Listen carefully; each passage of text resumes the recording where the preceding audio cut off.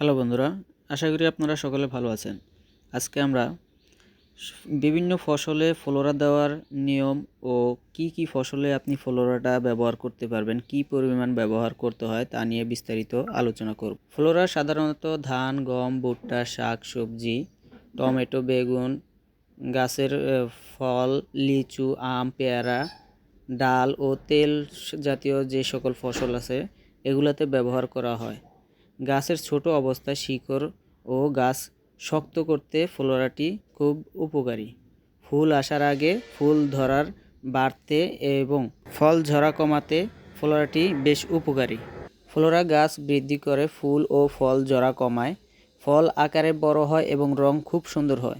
Flora বর্তমানে শসা ও তরমুজে বেশ জনপ্রিয় হয়ে উঠেছে, কারণ এগুলাতে সবচেয়ে বেশি বর্তমানে ব্যবহার হচ্ছে।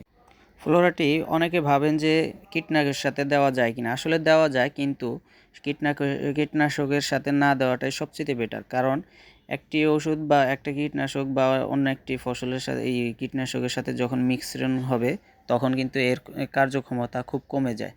তাই আপনারা চাইলেই কিন্তু দিতে পারেন না, না দেওয়াটাই সবচেয়ে ভালো। এগুলা ডিপেন্ড করে আপনি কোন কীটনাশকের সাথে দিতে চান ফ্লোরাটি, ওটার উপরে ডিপেন্ড করে, কিন্তু না দেওয়াটাই ভালো, আলাদাভাবে দেওয়াটাই সবচেয়ে ভালো। যখনই আপনি ফ্লোরাটি স্প্রে করবেন, যেই ফসলেই স্প্রে করেন না কেন, এর জন্য আপনি বিকেলবেলা স্প্রে করলে সবচেয়ে ভালো হবে। আর এটি ব্যবহারের মাত্রা হচ্ছে প্রতি 1 লিটার পানিতে 1 মিলিগ্রাম, অর্থাৎ 15 লিটার পানিতে আপনি 15 মিলি ব্যবহার করতে পারেন। বিকেলবেলা স্প্রে করতে হবে। আর যদি আপনি মাটিতে ব্যবহার করেন, মাটিতে সেচের মাধ্যমে দিতে গেলে আপনাকে 25 থেকে 50 মিলিগ্রাম পানির মাধ্যমে মিশিয়ে আপনি সেচের মাধ্যমে দিতে পারেন। প্রতি বিঘাতে 25 থেকে 50 মিলিগ্রাম দিতে হয়। ভিডিওটি ভালো লাগলে অবশ্যই লাইক এবং সাবস্ক্রাইব করবেন, পাশে থাকা বেল আইকনটি বাজিয়ে দিবেন।